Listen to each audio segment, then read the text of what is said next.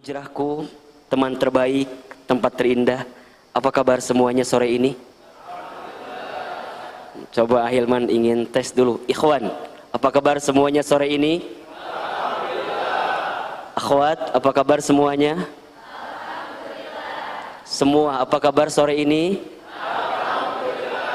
Alhamdulillah. Segala puji kita panjatkan kepada Allah Subhanahu wa ta'ala, karena sore ini Allah masih melembutkan hati kita.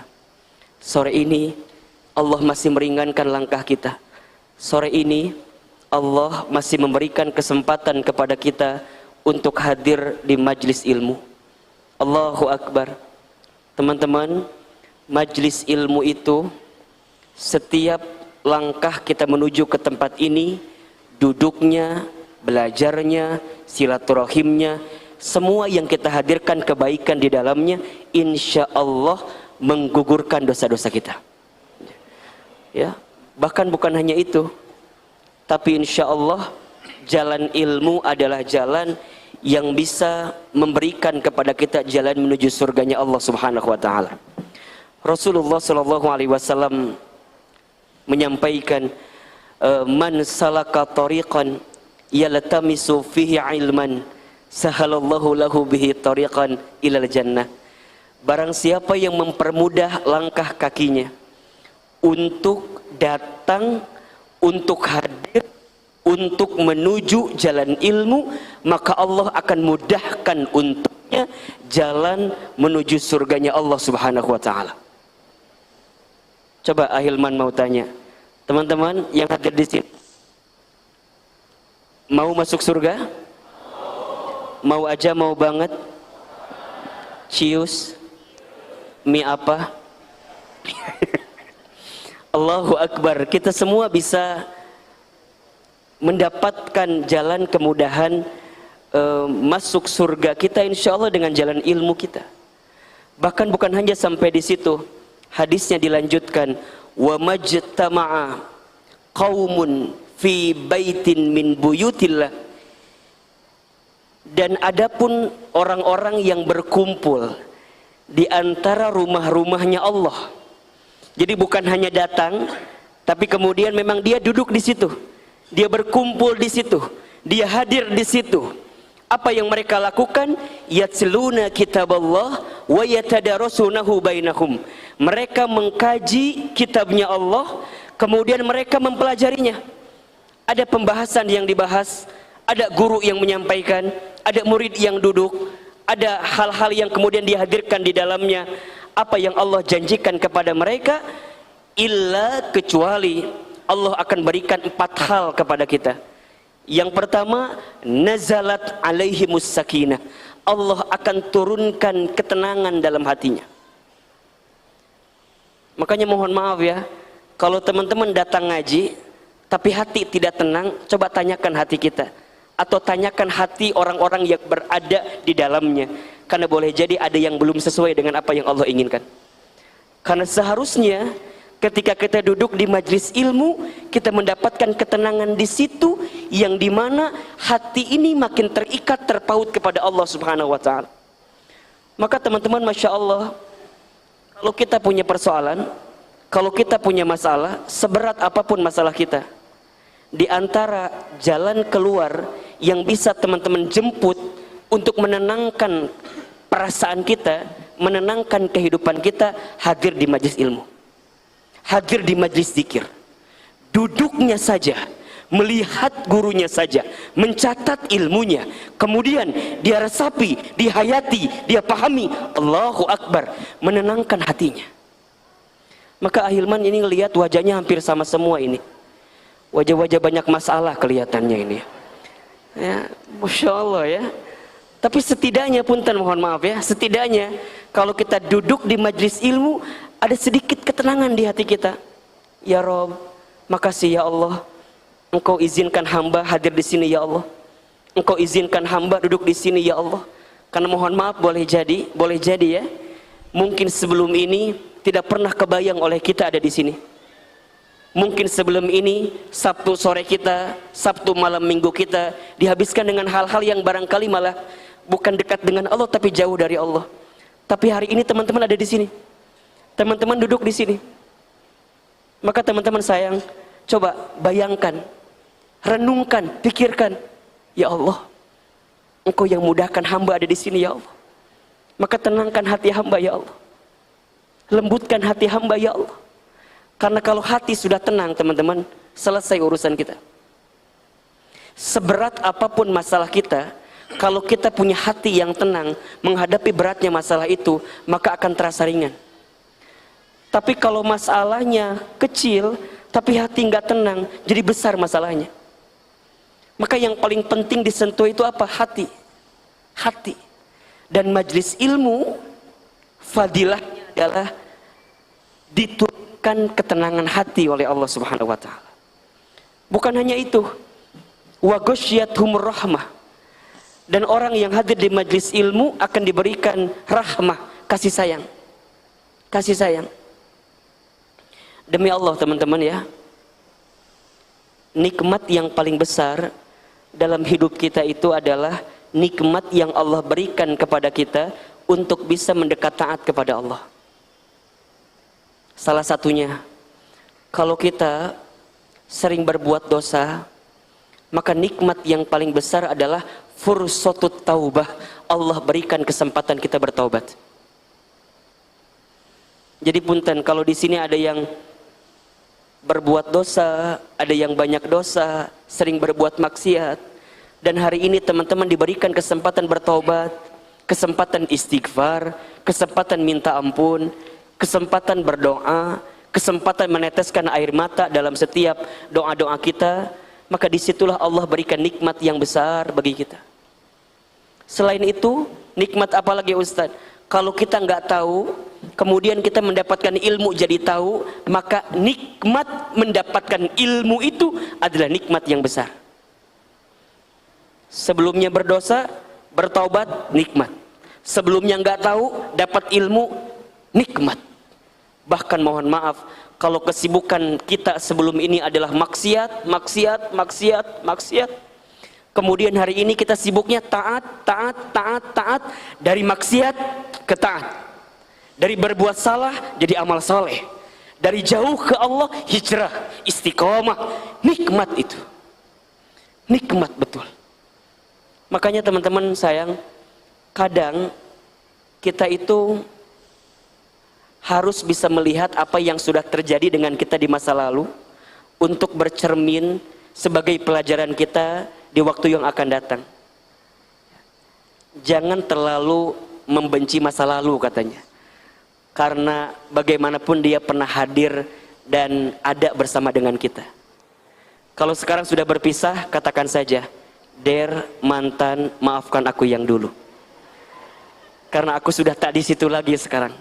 Tapi bukan lagi membencinya, kita merasakan itu pernah datang ke kita, dan jangan pernah tenggelam pada kesalahan yang sama jika kita tidak mau sakit yang kedua kalinya. Catat status hari Senin itu ya. Jangan tenggelam pada kesalahan yang sama jika kita tidak ingin sakit yang kedua kalinya. Punya masa lalu, is okay, tapi percayalah kita punya masa depan. Jangan selalu melihat orang di masa lalunya, karena setiap orang punya harapan dengan masa depannya. Duduk di majelis ilmu, Allah buka rahmatnya, Allah buka kasih sayangnya. Bukan hanya itu, wa khaffathumul malaika. Di majelis ilmu ada malaikat yang berhimpun. Jadi kalau kita yang hadir sekarang mungkin 500, 400 gitu, tapi malaikat yang hadir boleh jadi lebih banyak dibanding kita. Maka teman-teman, di setiap sendi tempat duduk teman-teman ini ada malaikat itu, berdesak-desakan mereka hadir di majelis ilmu. Maka kau lagi ngaji begini, berkata-kata baik, berpikir baik, berprasangka baik. Kenapa? Karena malaikat mencatat setiap kebaikan kita. Ulah ngaji teh sibuk ngomongkan batur, ulah ngomongkan ustad mah, ulah si Ahilman make sarung cenah eta tehnya, ulah diomongkeun eta mahnya. Ahilman blazernya bagus ya, endorse ini ya, nggak usah diomongin itu mah ya.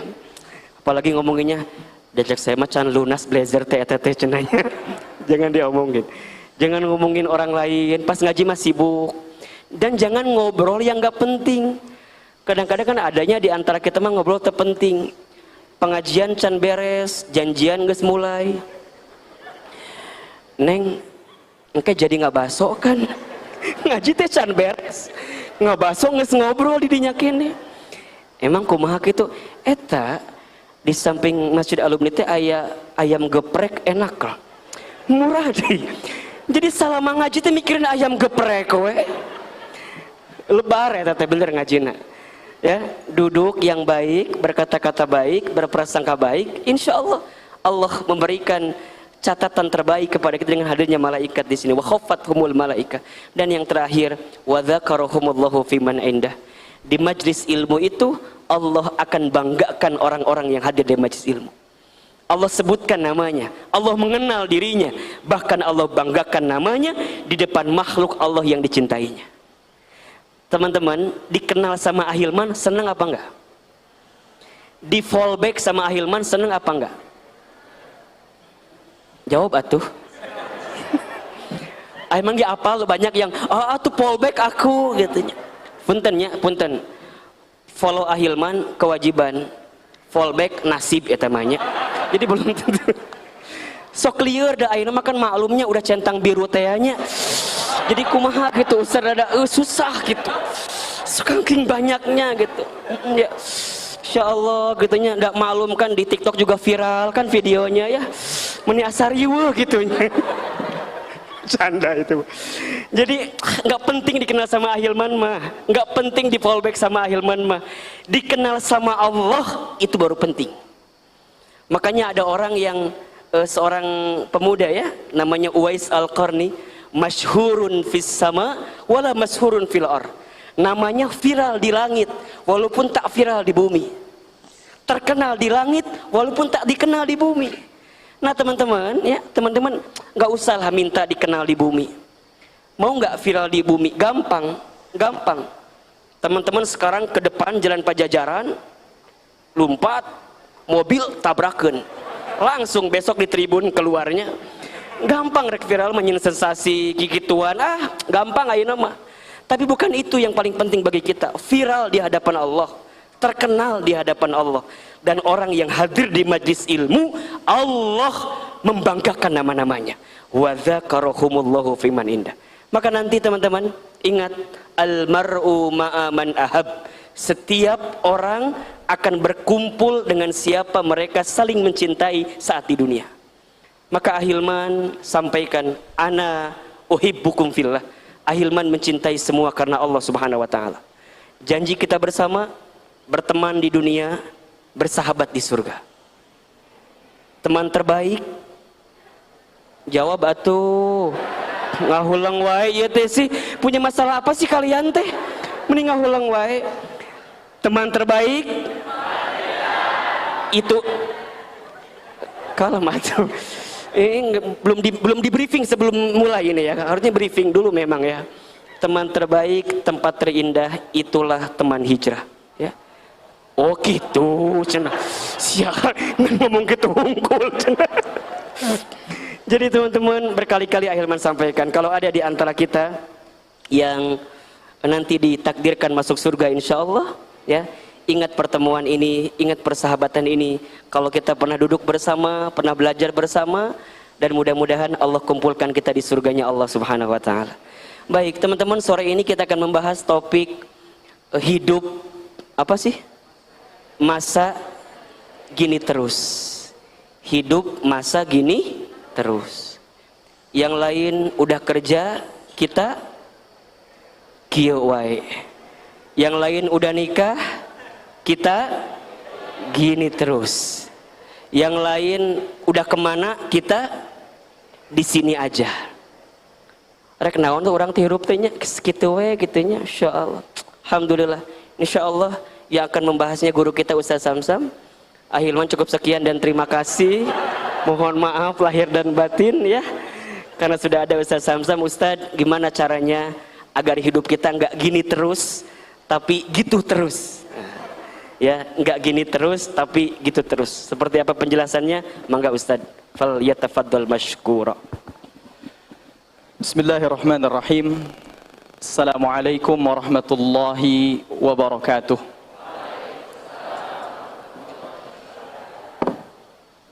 Alhamdulillahilladzi anzala as-sakinata fi qulubil mu'minina liyazdadu imanan ma'a imanihim. Asyhadu an la ilaha illallah wahdahu la syarika lah wa asyhadu anna Muhammadan 'abduhu wa rasuluhu la nabiyya ba'dah. Allahumma salli wa sallim wa barik ala nabiyyina Muhammadin wa ala alihi wa sahbihi wa sallam.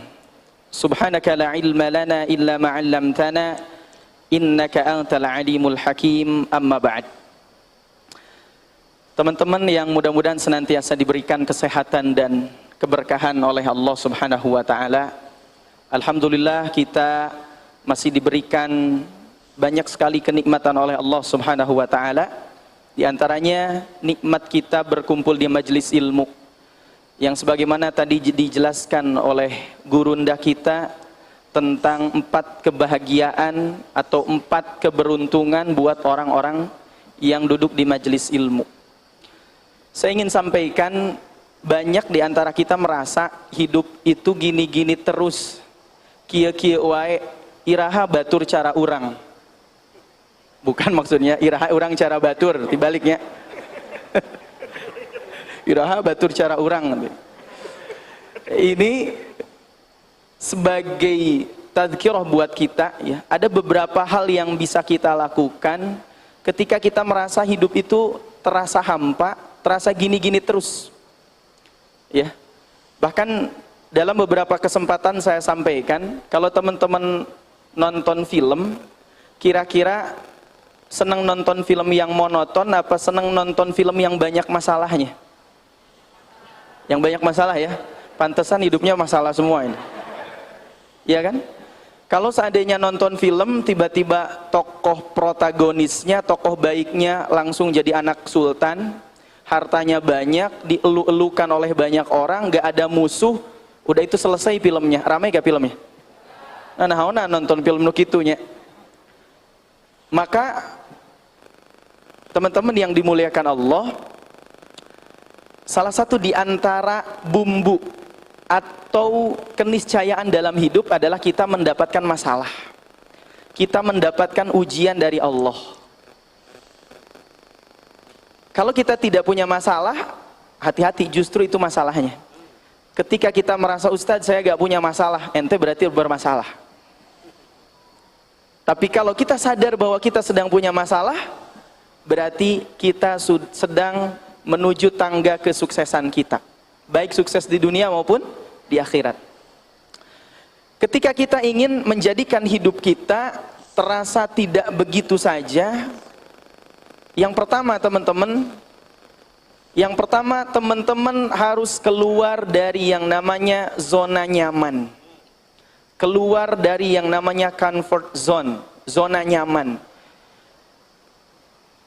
Nabi SAW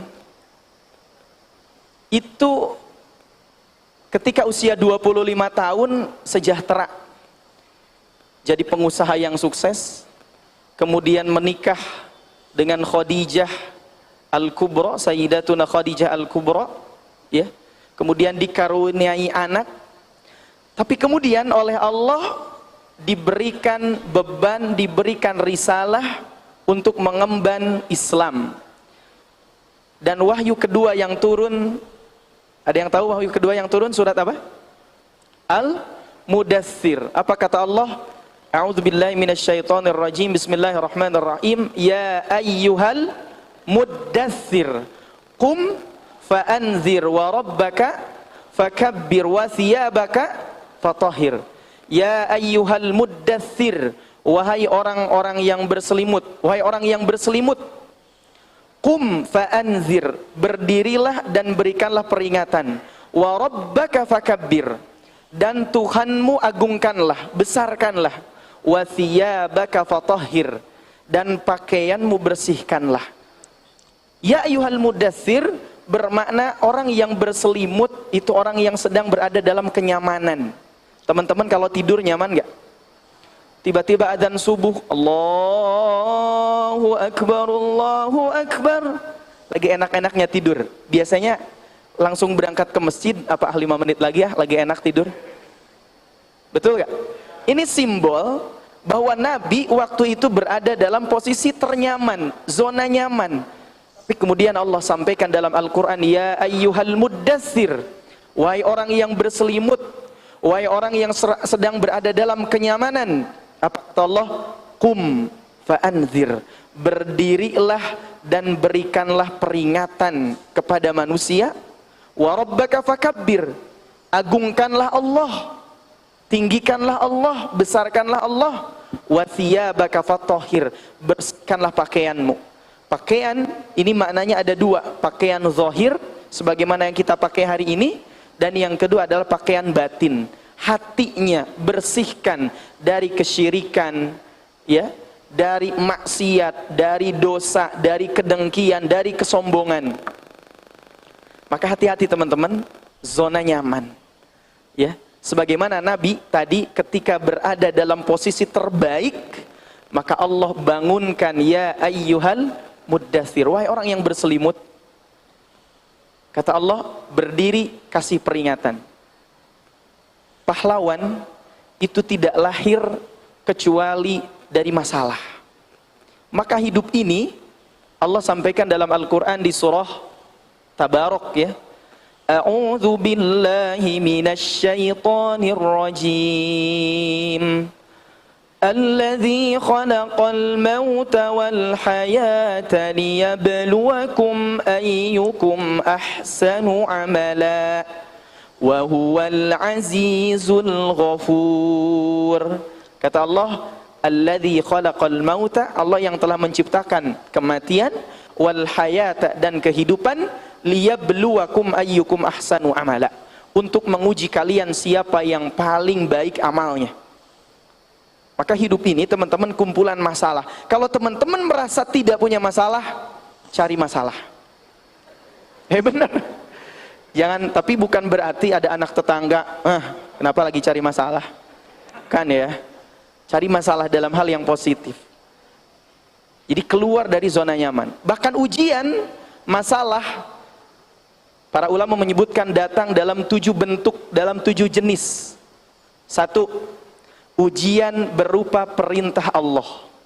Ingat, perintah Allah itu ujian teman-teman. Duduk di majelis ilmu, perintah Allah bukan? Perintah Allah. Maka ini ujian.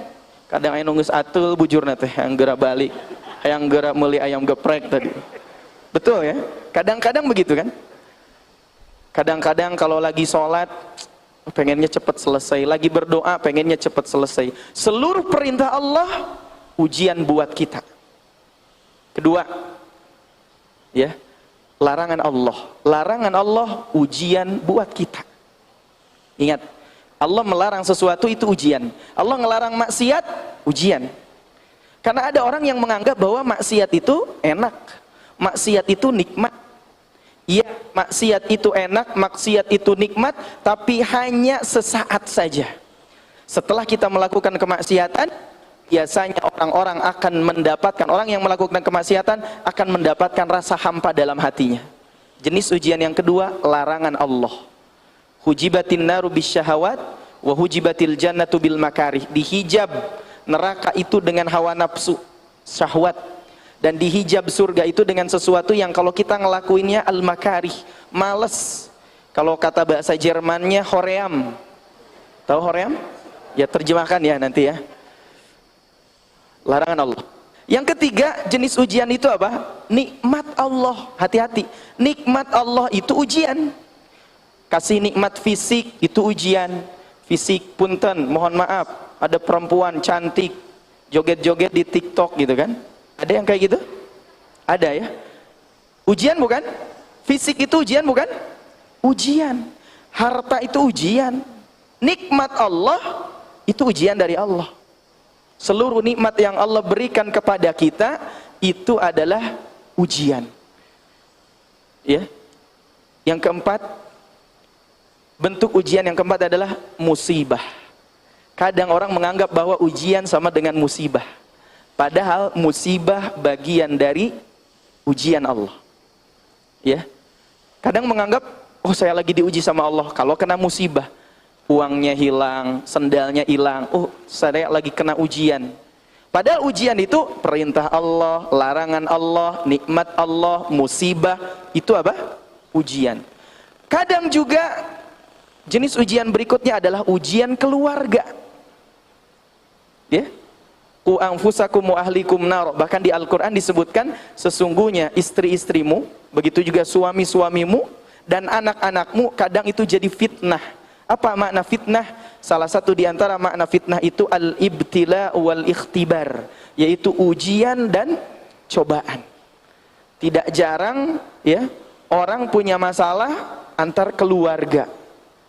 Bahkan kita punya masalah itu kadang-kadang bukan sama orang yang jauh, tapi sama orang dekat. Ibu kita, ya, ayah kita. Kalau yang sudah punya suami, suami kita, istri kita, ujian. Ya. Berikutnya apalagi bentuk ujian itu? Bentuk ujian yang berikutnya tadi berapa? 5. Yang berikutnya adalah ujian lingkungan. Tetangga kita itu ujian buat kita. Ya. Teman kita ujian buat kita. Ya. Dan yang terakhir teman-teman, saya tidak akan merinci lebih banyak. Yang terakhir, bentuk ujian itu adalah ujian berupa harta. Itu diantara jenis-jenis ujian. Harta itu ujian buat kita. Maka ketika kita sudah merasakan zona nyaman, coba keluar dari yang namanya zona nyaman. Ya ayyuhal mudaththir, kum fa'anzir wa rabbaka fakabir. Ini bermakna hati-hati kita dengan zona nyaman. Ya. Karena banyak orang yang terjatuh justru bukan tatkala dia ditimpa oleh musibah, tapi tatkala dia ditimpa oleh banyak sekali nikmat. Hati-hati. Teman-teman pernah dengar kisah monyet kan? Monyet naik pohon kelapa, ya. Tiba-tiba dia ditimpa oleh 3 angin. 1 angin puting beliung. Wah, monyet ketika ditimpa oleh angin puting beliung, kencang itu monyet megang pohon kelapa. Ya. Udah itu datang lagi angin tornado. Monyet makin kencang megang pohon kelapa. Tapi tiba-tiba monyet didatangi oleh angin sepoi-sepoi. Itu monyet mulai masuk ke kupingnya, ke ubun-ubunnya. Merasa nikmat, enak di siang hari sambil minum kelapa, ya. Mungkin monyetnya sambil minum es campur gitu di atas. Udah itu yang terjadi. Akhirnya lupa bahwa dia sedang megang pohon kelapa. Jatuhlah monyet. Pesannya apa? Pesannya 1, jangan jadi monyet.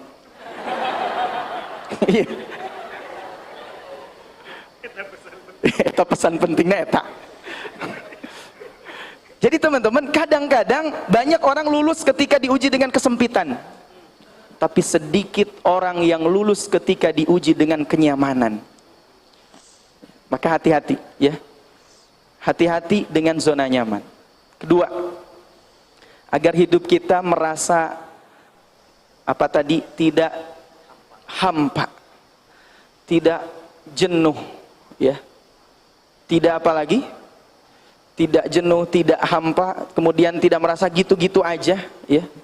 Maka yang kedua teman-teman yang dimuliakan Allah, setelah kita keluar dari zona nyaman, ingat, yang kedua, ya, kita kemudian mencari teman atau menjauhi teman yang disebut dengan toxic people atau teman-teman jelek.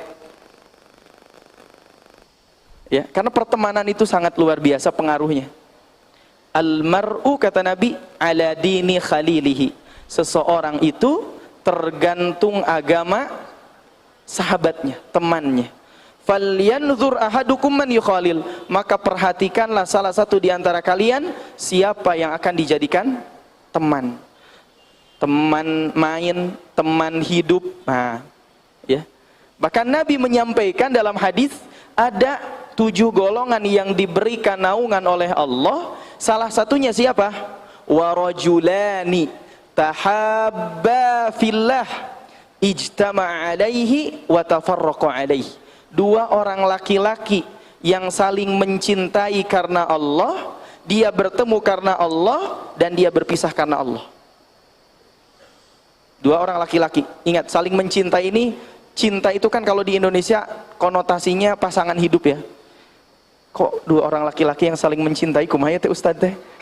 Hati-hati, asa marerang gitu. Hati-hati. Kalau orang Arab itu kadang-kadang biasa mereka bilang, akhi, ana uhibbuka fillah. Wahai saudaraku, saya cinta kepadamu. Itu budaya mereka biasa. Tapi kadang-kadang buat kita orang Indonesia ya, kadang kalau ke sesama laki-laki, jika nanti marerang gitu, akhi, aku cinta kamu. Astagfirullah. Bener. Kalau orang-orang, karena kebiasaan di apa namanya, Nabi itu kan orang Arab ya. Kebiasaan mereka misalnya ketika bertemu ya, sesama laki-laki kadang saling pegangan tangan. Coba kalau ada yang laki-laki berdua di sini jalan pegangan tangan, kira-kira gimana? Itu jelema astagfirullah ya Allah, amit-amit jabang bayi, ulah saturut-turutna. Tapi kalau perempuan biasa ya, perempuan bilang misalkan, kemana aja sayang, betul gak? Sesama perempuan biasa, saling dekap biasa, jalan bareng berdua gitu biasa. Tapi coba laki-laki nge-WA, sayang lagi di mana? namanya sih iya kan? Ngeri ya di kita. Itu perbedaan budaya aja ya. Tapi intinya mencintai karena Allah artinya kita bersahabat di dunia itu karena Allah. Ketemunya di masjid ya, ketemunya saling mengingatkan Allah. Nah, ini yang luar biasa ya. Itu budaya yang agak berbeda antara kita dengan mereka. Contoh yang lain ya. Kalau di Indonesia kan ketemu ustadznya tuh dicium tangan. Gitu kan? Cium tangan. Tapi kalau di sana kadang-kadang bukan cium tangan. Kalau seorang syekh itu sudah menyampaikan pelajaran, yang dicium syekhnya keningnya. Ya, dan syekhnya mau. Diciumnya syekh, Masya Allah, barakallahu fiik, hayakallah, gitu kan. Tapi coba, sekarang di sini ada ustadz. Dan ustadz gak mau kalau dicium. Ustadz naon dia nyosor. Itu budaya aja, budaya. Berteman, bertemu, ya, dengan niat karena Allah Subhanahu wa ta'ala. Sebagaimana tadi Ustaz Hilman sampaikan, almar'u ma'aman ahab. Seseorang itu akan bersama dengan orang yang dia cintai. Maka cari teman terbaik, teman yang saleh. Ya. Satu apa tadi? Supaya hidup gak gini-gini aja, keluar dari zona nyaman. Yang kedua, cari teman terbaik, karena hidup itu butuh teman. Ya. Ngerasa gak teman-teman ketika belajar atau kajian online itu ngerasa hampa? Saya kadang-kadang kalau ngisi online pernah sekali ngisi di satu tempat, ngisinya siang, semua peserta mati kameranya. Saya bilang astagfirullah, lama-lama 15 menit pertama kok ngantuk Ustaz. Ya teh anu ngadengekeun apa henteu gitu nya. Jangan-jangan sarare gitu. Jadi kita berprasangka. Ada yang bertanya ujungnya krik krik krik, gak ada yang bertanya Ustaz. Nah itu kan kalau kita gak bertemu ya, itu luar biasa, kadang-kadang ada masalah ya. Bahkan tidak jarang saya melihat ada beberapa orang yang buat grup RW, grup RT, grup DKM ya, alumni SD, alumni TK gitu ya, buat grup. Tapi tidak jarang di situ ada perdebatan. Tidak jarang di situ saling menjelekkan satu sama lain. Padahal boleh jadi ketika seseorang menulis, ya, itu maksudnya bukan itu. Tapi kadang-kadang karena gak bertemu, jadi masalah. Maka kita manusia ini orang, ya, makhluk yang butuh dengan sosialisasi, butuh dengan pertemanan.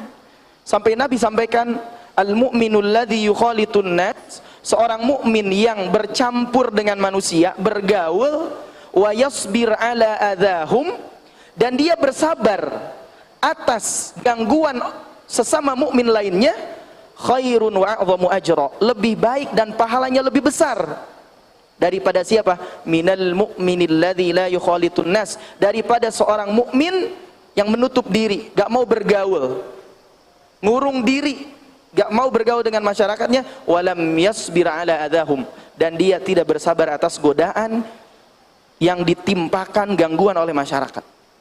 Jadi kita tuh butuh ketemu. Semakin seseorang ketemu dengan banyak orang, dengan beragam aktivitasnya, beragam pemikirannya, beragam, maka dia akan semakin dewasa. Apa dewasa? Gede wadah sangu. Dewasa, bukan ya? Karena iya banyak orang gede wadah sangu juga iya sih. Karena main ke sini ke rumah, ujung-ujungnya makan kan? Makan. Dewasa katanya gitu ya. Yang kedua, yang ketiga, ketika kita ingin hidup kita nggak gini-gini aja, teman-teman, jangan takut gagal, jangan takut kegagalan. Ini Allah sampaikan dalam Quran kepada Rasul. Baca teman-teman surah Al-Insyirah, ya, Asy-Syarh. A'udzu billahi minasy syaithanir rajim. Bismillahirrahmanirrahim. Alam nashrah laka sadrak wa wada'na 'anka wizrak alladhi anqadha dhahrak wa rafa'na laka dhikrak fa inna ma'al usri yusra. Inna ma'al usri yusra fa idza faraghta fansab wa ila rabbika farghab. Lihat, perhatikan, alam nashrah laka sadrak wa wada'na anka wizrak. Ini khitab atau perintah Allah, ya, pembicaraan Allah kepada Rasul. Di ayat itu, fa inna ma'al usri yusra, inna ma'al usri yusra. Sesungguhnya bersama kesulitan ada kemudahan. Bersama kesulitan ada kemudahan.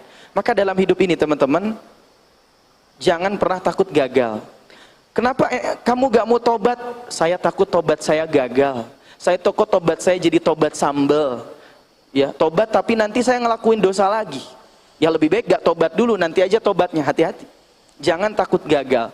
Kalau seorang anak kecil, dia berpikir takut gagal, misalkan kita belajar kesuksesan itu dari anak-anak kecil, bayi.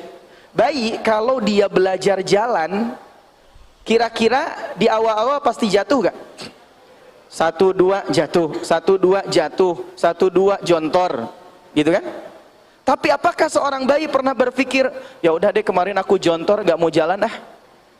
Kalau dia memutuskan seperti itu, maka seumur-umur, ya, maka seorang bayi itu tidak akan pernah bisa jalan. Dan itu terjadi pada teman-teman. Dan ingat, kita tidak bisa menyamakan kesuksesan kita dengan kesuksesan orang lain. Ya, orang lain sukses di satu bidang, belum tentu kita sukses di bidang itu. Mungkin dalam beberapa kesempatan saya pernah sampaikan, dulu saya punya murid. Terus lama gak ketemu, ya. Ternyata pas saya ketemu, dia udah jadi YouTuber sukses. Bahkan dielu-elukan sama sekolahnya. Kata sekolahnya, ini murid ini namanya Fulan-Fulan, ya. Dalam 1 bulan dia mendapatkan fee dari YouTube-nya kurang lebih bisa sampai 9 juta. Saya sebagai gurunya ngelihat, Masya Allah, ini murid saya luar biasa, ya. Terus saya lihat kontennya, ternyata kontennya ada ngaji gitu kan, ada nyanyi, ada sholawatan. Terus saya sempat berpikir, apakah saya ganti profesi nih jadi YouTuber? Hai guys, aku mau sholawatan nih. Gitu kan? Kayaknya saya bisa juga kontennya lebih bagus, dalam hati berpikir gitu. Tapi kemudian saya merekonstruksi pikiran saya, ya boleh jadi akhirnya kita tuh perlu kadang-kadang ngomong dengan diri kita sendiri. Sering gak teman-teman ngomong dengan diri sendiri? Hah? Sering? Tahu ya, diri sendiri tahu ya? Karena saya punya murid, coba kamu ngomong sama hati kamu. Saya gak bisa Pak, gimana ngomongnya katanya sama hati? Benar? Ya. Hati lagi apa? Kok gak ngejawab gitu? Coba sering-sering ngomong dengan diri sendiri. Kadang ada fatwa-fatwa yang dalam diri kita. Makanya Nabi sampaikan, kalau kita mengalami satu kesulitan, kata Nabi, istaftu qalbak, minta fatwa pada hati kecilmu. Kita milih nih, ya, ada 2 orang laki-laki yang ngelamar, dua-duanya soleh, pinter, hafal Quran, ganteng. Ya mimpi dulu aja gak apa-apa ya. Datang, ya, Maka kita bingung. Kita bingung ini. Yang mana ini yang harus saya pilih? Sudah istikharah, ya, udah tidur berkali-kali gak mimpi-mimpi, gak dapat jawaban, bingung. Maka kata Nabi, istaftu qalbak, minta fatwa pada hati kecilmu. Ya. Ya, saya pun demikian waktu itu. Apakah saya harus merekonstruksi pikiran? Akhirnya saya berpikir, punya kesimpulan bahwa setiap orang punya jalan suksesnya masing-masing. Si fulan sukses di YouTube boleh jadi kalau saya masuk ke YouTube saya bukan sukses, malah dibully. Nah, untuk misalkan ya. Ya. Mungkin si fulan suksesnya di bidang usaha. Ya, si fulan bisa jadi orang lain bisa jadi berbeda. Maka ketika untuk melakukan satu kebaikan jangan pernah takut gagal.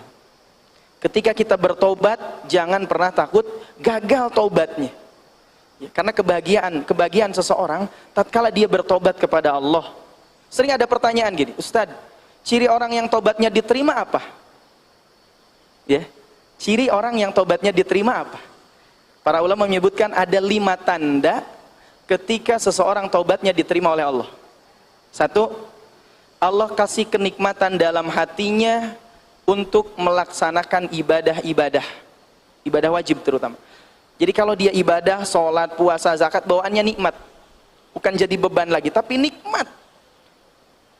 Yang kedua, ciri orang yang tobatnya diterima oleh Allah adalah Allah kasih kekuatan buat dirinya untuk menegakkan amalan-amalan sunnah.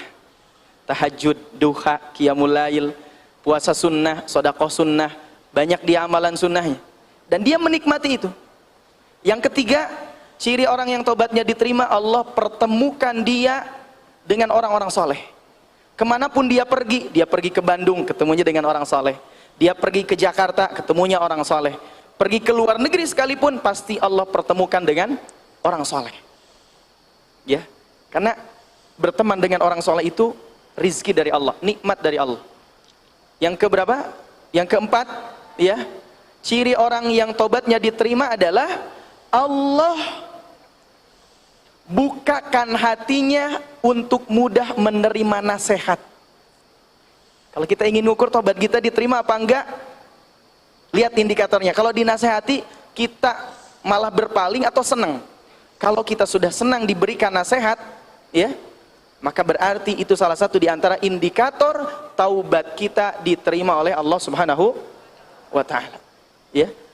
Jadi kalau kita senang diberikan nasihat, diberikan masukan, berarti tobat kita diterima oleh Allah. Yang kelima, ya, tobat kita diterima jika seandainya Allah mudahkan mata kita untuk meneteskan air mata, menangis karena bahagia, menangis karena dosa-dosa yang pernah kita lakukan di hadapan Allah. Maka dalam beberapa kesempatan saya sampaikan, puncak kebahagiaan itu ketika seseorang menangis, bukan ketika seseorang tertawa. Banyak orang yang tertawa tapi sebetulnya dia sedang menyembunyikan kesedihan masalah dalam hidupnya. Ya, tapi puncak kebahagiaan seseorang adalah tatkala dia menangis. Contohnya kita nih nanti jadi bapak, punya anak, naudzubillah. Tiba-tiba anak kita hilang. 20 tahun kemudian ketemu dengan anak kita. Kira-kira kita akan menangis apa tertawa? Nangis. Menangis karena apa? Menangis karena bahagia. Ya, kita punya anak atau ya kita misalkan di kampus di mana sukses. Orang tua kita pasti menangis. Tapi menangis karena apa? Menangis karena bahagia. Dan saya sering lihat kalau orang-orang yang masuk Islam, di TV Kuwait dulu pernah ada acara judulnya Bil Quran Ihtadait. Dengan Al-Quran aku mendapatkan hidayah. Pembawa acaranya Syekh Fahad Al-Kanderi. Itu mewawancara orang-orang yang mu'alaf masuk Islam. Rata-rata orang yang mu'alaf masuk Islam kemudian menceritakan kisah dia masuk Islam, pasti dia menangis. Tapi dia menangis karena apa? Menangis karena bahagia, menemukan jalan kebenaran, menangis karena pernah melakukan dosa, menangis karena menemukan Allah. Beda dengan orang yang naudzubillah murtad. Jarang dia menceritakan kejadian kemurtadannya kemudian dia menangis, jarang. Ya, tapi orang masuk Islam dan dia benar-benar masuk Islamnya karena Allah, pasti ketika menceritakan jalan menemukan Islam, dia menangis. Ini bermakna bahwa puncak kebahagiaan seseorang bukan tatkala dia tertawa, tapi tatkala dia menangis. Makanya Allah sebutkan falyadhaku qalilan walyabku katsira. Ya, sedikitlah tertawa dan perbanyaklah nangis. Tapi bukan berarti gak boleh tertawa, ya. Ustadz ngelucu, gak ada yang ketawa, karunya tuh Ustadz nanya. Minimal ngehargaan, gitu kan. Ya, bukan gak boleh tertawa, tapi kata Allah perbanyak menangis, sedikit tertawa. Ya. Nah, kembali lagi ke yang tadi, agar kita gak gitu-gitu aja, ya. Tadi dah nomor berapa? Ketiga, ya. Apa yang ketiga? Jangan pernah takut gagal. Yang keempat, teman-teman, ya. Dalam hidup kita harus punya visi ke depan, punya target. Kalau mau menikah, menikah di usia keberapa? Apa kriteria calon pasangannya? Ingat, yang ditulis, ya, yang disimpan bukan nama calonnya, bukan orangnya, bukan, tapi kriterianya, ya. Tapi apa? Kriterianya. Kadang kan ada orang yang pokoknya pengen sama si fulan, tapi kriterianya gak apa-apa. Ustadz, gimana kalau ditulis secara detail, boleh gak? Silahkan, tapi jangan detail-detail banget, nanti susah nyarinya. Tinggi 172, ya, kulit putih, gitu ya. Kemudian sudah apa namanya, banyak lah ya, disebutkan, nanti susah nyarinya, ya. Tapi detail itu terutama dalam kriteria, dalam hal akhlak, dalam hal perilaku. Tulis, ya. Punya target. Nikah usia berapa?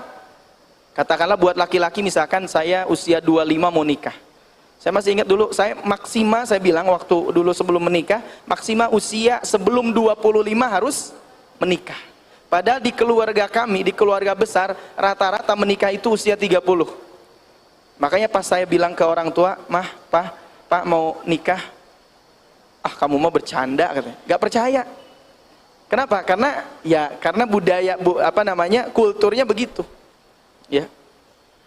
Nah ini mau menikah, mau apapun ada target, ada visi. Sebagaimana tadi Ustaz Hilman sampaikan, Allah sampaikan di Quran kan, ya ayyuhalladzina amanu taqullah wal tanzur nafsum ma qaddamat lighad.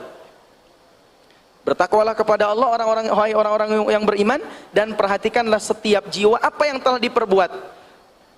Ke belakang nengok dikit doang, tapi yang lebih banyak harus kemana? Ke depan. Apa visi kita, apa target kita, apa cita-cita kita, apa mission of life yang saya miliki, apa misi hidup saya, ya. Nah maka tetapkan dalam diri kita apa namanya, ada target. Karena kalau hidup gak ada target, gak ada tantangan, gak ada visi, teman-teman akan mengalir ibarat air. Ya, kemanapun diajak orang, ya kakidul, kakaler. Gitu. Ini kan gak bagus, ya. Maka teman-teman harus punya visi, punya cita-cita besar. Apa peran saya buat masyarakat? Apa peran saya buat umat? Apa peran saya buat keluarga? Apa peran saya buat diri saya sendiri? Apa peran saya nanti buat orang tua? Setiap manusia kan punya peran, ya. Jangan sampai orang 24 jam sibuk bekerja, tapi kemudian lupa dengan yang lainnya. Bahkan Nabi pun ngelarang kita 24 jam sibuk ibadah saja. Ibadah subuh, nikah maghrib, nikah subuh di masjid we cicing. Doa, ya Allah ya Robbi, saya pengen mobil Mercedes Benz gitu ya. Tapi cicing we di masjid. Sama Nabi dilarang orang seperti itu. Bahkan di zaman Ummul Mukminin Aisyah radhiyallahu anha, ada orang yang berdoa di masjid. Ya, mungkin gak pernah mandi, gak pernah ganti baju. Kata orang-orang, wahai Ummul Mukminin, ini orang zuhud katanya. Ini orang zuhud, ahli ibadah. Kata Ummul Mukminin Aisyah radhiyallahu anha, yang zuhud itu seperti Umar bin Khattab. Kalau menghukum satu hukuman maka tegas. Kalau berbicara, bicaranya keras. Ya, tegas terhadap kebatilan, dan Umar bin Khattab pendukung pada kebenaran. Ini bukan zuhud kalau orang seperti ini. Gak mandi, gak disetrika bajunya, Ini zorok namanya. Bedakan zuhud dengan apa? Zorok. Ya. Itu bukan zuhud kata Ummul Mukminin Aisyah. Nah ini teman-teman, kita perlu cita-cita, perlu bedakan antara panjang angan-angan dengan cita-cita, jangan mimpi ya. Kalau panjang angan-angan ya cuman dipikirin aja tapi gak pernah dikerjain. Ya, pengen nikah tapi gak pernah ikhtiar nyari jodoh, gak pernah ikhtiar nyari yang terbaik ya. Cuman stalking di Instagram gitu ya, kayaknya ini cocok nih, setiap yang dilihat cocok tapi gak ada yang dipilih.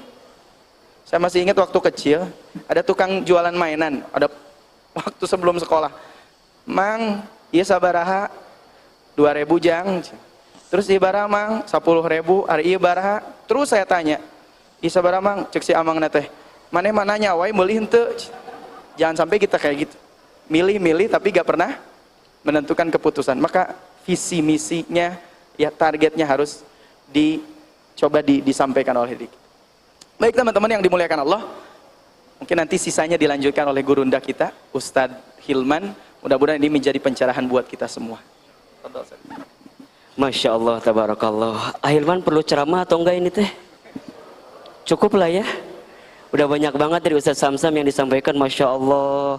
Masih ingat nggak?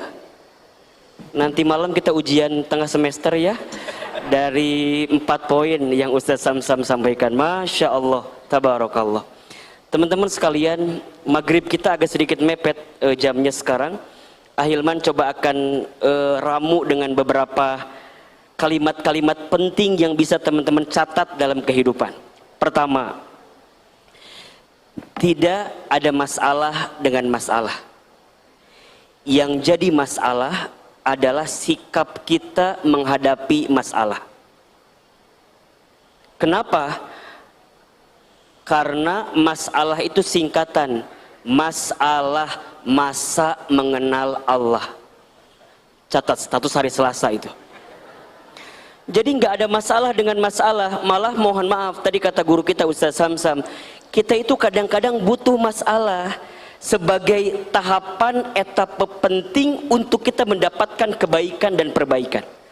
Kalau kita tidak menemukan masalah, bagaimana kita bisa bercermin dari setiap keadaan itu? Makanya mungkin di video Hilman yang cukup viral disebutkan gitu ya. Lihat aja Instagram Hilman Fauzi, udah follow belum sih? Follow atuh, hukumnya fardu ain itu ya. Jadi masing-masing harus follow. Jadi nggak apa-apa kita ngerasain sesuatu yang menyakiti hati kita, nggak apa-apa hati kita sakit, nggak apa-apa hidup kita tersakiti, nggak apa-apa air mata kita menangis, karena kadang-kadang kita itu membutuhkan kondisi seperti itu karena Allah sedang inginkan kita naik pada kondisi yang lebih baik. Kita itu butuh dibanting agar kita bisa terpelanting. Kita harus berani menelan sesuatu yang pahit agar kita tahu bagaimana nikmatnya rasa manis setelah kita tahu rasa pahit itu. Makanya ini penting banget ya. Bagi kita nih, punten mohon maaf, kalau ada sore ini yang merasa disakiti, yang merasa ditinggal pergi oleh seseorang yang kita cintai, tenang aja. Kadang Allah menginginkan kita untuk lebih sabar sedikit, karena setelah ini Allah siapkan yang lebih baik dan lebih indah daripada orang yang pergi meninggalkan kita. Hari Kamis itu statusnya ya. Jadi teman-teman santai aja, yakin aja bahwa Allah itu tidak akan mungkin memberikan kehidupan yang apa ya istilahnya seakan-akan mengkhawatirkan dalam hidup kita, padahal biasa aja. Kadang-kadang yang membuat khawatir dengan kehidupan kita itu bukan karena keadaannya, tapi karena kita salah menyikapi masalah itu. Sebenarnya masalahnya nggak seberat apa yang kita pikirkan kok. Cuman kadang-kadang kita ngerasa berat banget Hilman. Aduh aku mah susah, nggak ada jalan keluarnya dan segala macam. Bukan nggak ada jalan keluar, hanya mata kita sempit untuk bisa melihat jalan keluar itu. Analoginya seperti kaca mobil, punten. Kaca mobil itu ya, kalau ada debu, ada kotoran di kaca mobil bagian depan itu, pertanyaan Hilman, jalannya ada nggak kira-kira? Jalannya ada nggak? jalannya ada, cuman ketutup karena apa? Debu yang menempel di kaca mobil itu. Teman-teman gak bisa bilang begini, aku punya masalah, kayaknya udah gak ada jalan keluar lagi buat aku. Bukan gak ada jalan keluar, jalan keluarnya ada, tapi matamu yang selama ini tidak pernah membuka untuk melihat jalan keluar itu. Hatimu yang ngerasa sempit banget, sehingga kamu terpenjara dengan keadaan yang seakan-akan berat menjalaninya. So teman-teman sekalian, tidak ada masalah dengan masalah. Yang sering jadi masalah adalah cara kita menghadapi masalah itu. Satu. Yang kedua, jangan pernah membandingkan hidup kita dengan orang lain. Setiap kita punya skenario hidup masing-masing. Tidak ada perbandingan antara matahari dan bulan, karena keduanya bersinar di waktunya masing-masing. Matahari bersinar di waktu siang, bulan bersinar di waktu malam. So jangan pernah membandingkan hidupmu dengan hidup orang lain, karena boleh jadi sinarmu belum bersinar, orang lain sudah bersinar. Atuh kapan orang sinarna teuing atunya. Sok we dipikirkeun ku sorangan. Maknya redup wae orang teh kunaon masalahna. Boleh jadi lampunya perlu diganti, boleh jadi gensetnya perlu ditambah, boleh jadi energinya yang perlu kita hadirkan. Gimana agar kita hidupnya bercahaya? Kembali kepada hati kita, balikin ke Allah, deket ke Allah, ingat ke Allah. Percayalah teman-teman, seseorang yang senantiasa dekat dengan Allah, maka Allah yang akan memberikan sinar dalam hatinya. Jadi sinarannya itu jadi energi bagi dia, bisa dekat ke Allah. Apa kesibukannya? Lakukan perintah Allah, tinggalkan larangan Allah. Percayalah teman-teman, ada air mata yang tidak akan sia-sia ketika keluar. Saat kapan? Saat air mata ini menangis di hadapan Allah Subhanahu wa taala. Saat air mata ini tumpah ketika teman-teman berdoa, bersujud di hadapan Allah, disitulah kita akan menemukan air mata kita tidak akan sia-sia turun dan keluar pada saat itu. Maka jangan bandingkan hidupin sama orang lain, masing-masing punya zonanya kok. Urusan nikah jangan insecure. Satu angkatan aku udah nikah semua, kok aku belum nikahnya? Ngaca atuh. Aya masalah merjeng banget orangnya. Coba ngaca. Ngacanya gimana Ustadz? Ingat ya teman-teman, boleh jadi kita ini nikahnya masih ditunda waktunya karena Allah masih nyiapin dulu bagi kita ilmu dan bekal yang banyak. Sok catat buat alasan kalau lebaran ditanya gitunya. Kamu kenapa nggak nikah? Cek Hilman oge cenah aku mah lagi disiapin bekal dan ilmunya gitu. Ya, unggal lebaran gitu jawabannya nanya. Atau misalnya sebaliknya, kumaha Hilman, boleh jadi teman-teman hari ini punya orang tua, masih punya ayah ibu, mungkin kita belum bisa menemukan pasangan dalam hidup kita karena Allah masih berikan waktu sama kita. Sayang, Neng, kamu itu nemenin ayah ibu kamu dulu yang boleh jadi belum mau kamu menikah saat ini. Pernikahan itu bukan perlombaan, bukan yang paling cepat itu lebih baik, belum tentu. Tapi pernikahan itu urusan momentum saja. Siapa yang mau menyegerakan keberkahan dan kebaikan, maka segerakan. Apa syarat utamanya, rukun utamanya? Ada calonnya dulu. Aya calona, eta penyakit orang ta. Ayo teangan calona kumaha, ikhtiar, ulah cicing-cicing bae. Maksudnya kumaha Hilman? Ayo ikhtiar, buka hati, ya, buka mata kita, buka diri kita. Ingat, jodoh sudah tercatat, tak mungkin tersesat. Jodoh sudah tertakar, tak mungkin tertukar. Jodoh sudah dijamin, tak mungkin diambil orang lain. Kalau dia tak ditakdirkan untuk kita, tak akan pernah menjadi milik kita. Kalau dia sudah ditakdirkan untuk kita, pasti akan jadi milik kita. Jadi kumaha Hilman, kalem we, balikin ke Allah semuanya. Ulah mengandalkan kemampuan kita yang terbatas. Bener tuh, wajah kita teh kan terbatas tergantung skincare, bener tuh. Ya, wajah kita mah terbatas. Teman-teman pede dengan ganteng cantiknya punten, mohon maaf. Ada teman kita yang wajah casingnya mungkin gak sebaik kita ya. Lain ngahina ima lainnya.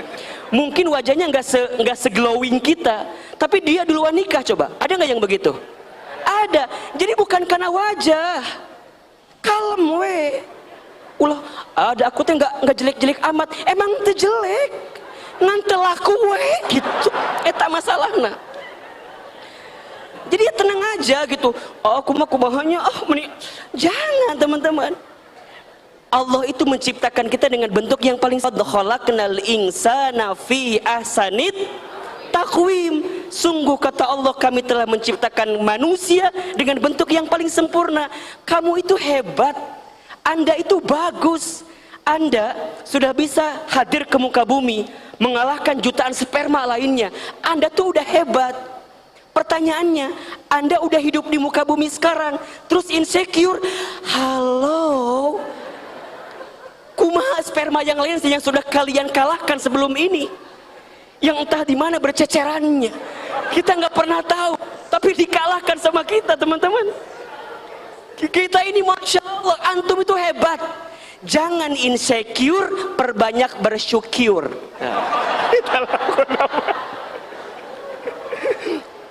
Mulai insecure, teman kita udah nikah duluan, kalem we, tenang ya.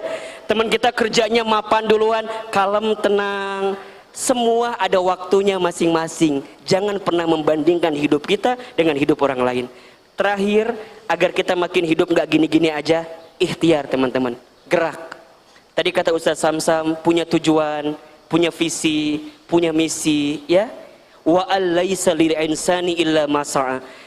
Setiap manusia tidak akan pernah mendapatkan sesuatu apapun kecuali sesuai dengan apa yang diusahakannya. Jadi kumaha ahilman, sok usaha ya, sok kejar dengan ikhtiar terbaik. Ingat, ada ikhtiar langit, ada ikhtiar bumi. Ikhtiar langitnya apa? Kencengin kedekatan kita kepada Allah. Naon maksudna? Takwa. Wa may yattaqillah yaj'al lahu makhraja wa yarzuqhu min haitsu la yahtasib. Ayo hadirkan ketakwaan teman-teman. Jangan jauh dari Allah, deketin Allah, taat sama Allah, lakukan perintah Allah, tinggalkan larangan Allah. Percayalah teman-teman, semakin kita mendekatkan diri kita kepada Allah, maka Allah akan tunjukkan jalan keluar terbaik atas setiap keinginan kita. Teman-teman gak pernah tahu bagaimana cara Allah menggerakkan semesta ini untuk menghadirkan takdir terbaik untuk kita. Maka bagaimana cara menjemputnya? Doa. Tidak ada yang sia-sia dari doa. Ingat, berdoalah sepenuh hati, berdoalah sepenuh raga, berdoalah sepenuh jiwa. Hasilnya kita serahkan kepada Allah.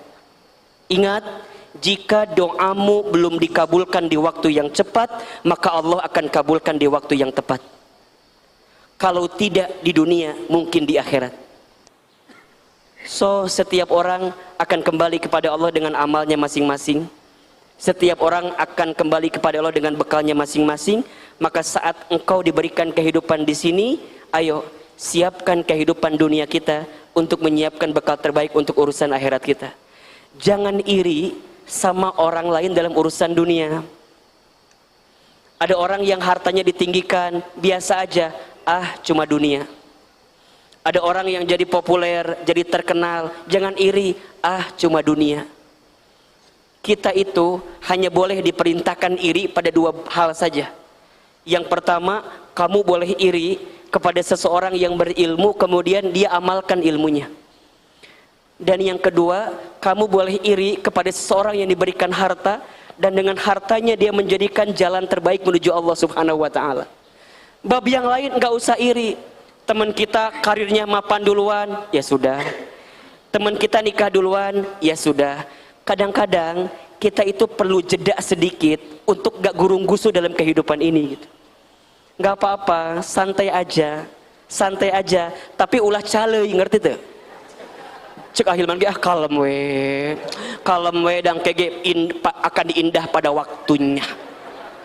Mohon maaf ya, yang suka bikin status akan indah pada waktunya tapi tegawe-gawe, kumaha bisa terjadi coba? Tenang saja, akan indah pada waktunya. Hudang subuh kesiangan, tahajud mung, duha tara, pagawean ngacai. Repot hari kitu mah. Hari status akan indah pada waktunya, cik atuh mikir. minimal mah ngaji. Sok teman-teman lihat nih, nyata pas ngaji itu Masya Allah teman kita banyak gak kira-kira? Banyak. Yang punya masalah itu bukan hanya kamu. Coba lihat samping kanan kita, kiri kita, tingali banget ya, tingali masalah kabeh sarua. Jadi udahlah, masing-masing punya masalahnya, masing-masing punya kebaikannya. Dan ingat ya, jangan pernah membandingkan juga masalah kita dengan masalah orang lain. Dan jangan pernah ngerasa bahwa kita orang yang paling besar masalahnya. Oh, enak kamu mah enak kayak aku mah kurma goreng patut, hidung miskin, aku mah nggak ada pulunganin seetik wae. Ulah, jangan begitu teman-teman. Ingat, setiap kita punya kelebihan. Fokus dengan kelebihanmu, jangan fokus dengan kekuranganmu. Betul? Ya. Fokus dengan apa? Kelebihanmu, jangan fokus dengan kekuranganmu. Ingat, apa yang bahagia bagi orang belum tentu bahagia bagi kita. Setuju nggak? Coba akhwat Ahilman tanya, pengen nggak punya suami kayak Ahilman?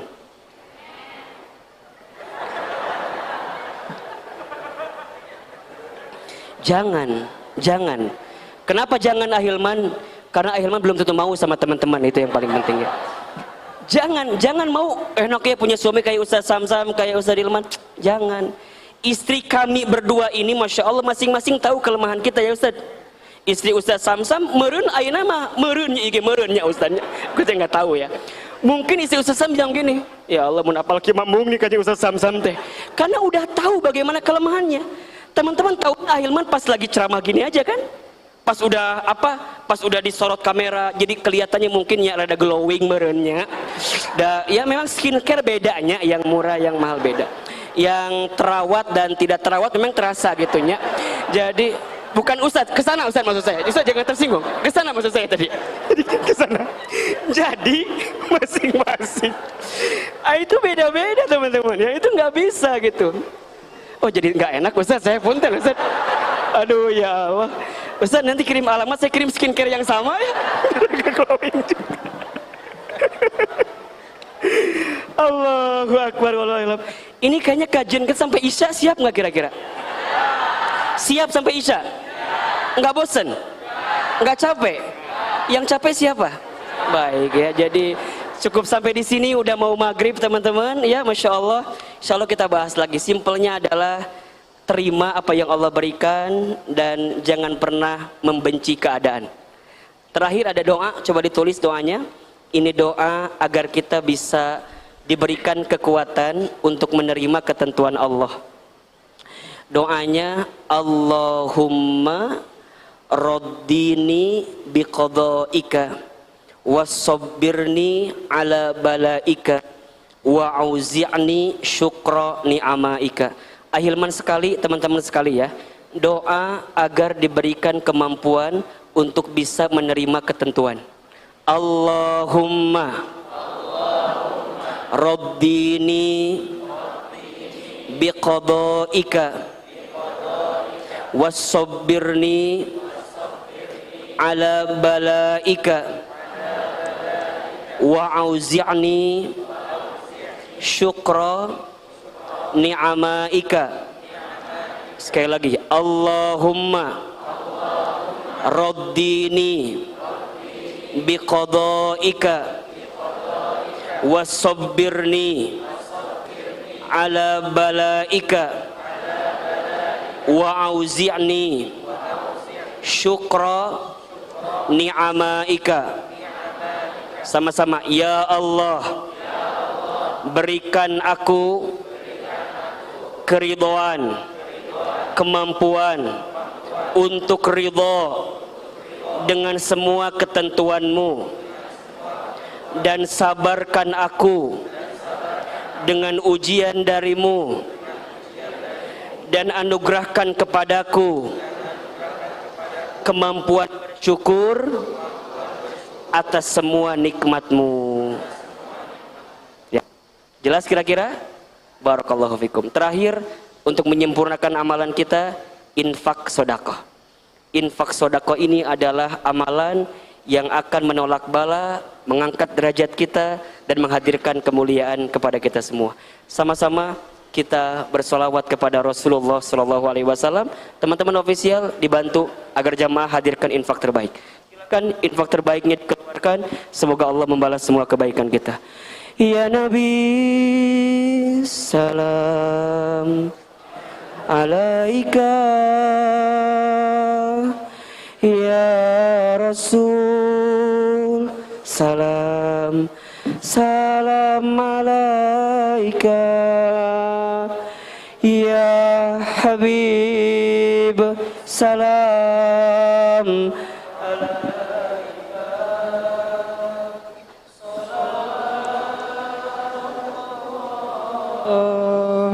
alaika. Ya Nabi, salam alaika. Ya Rasul, salam alaika. Ya Habib, salam alaika. Salawatullah alaika.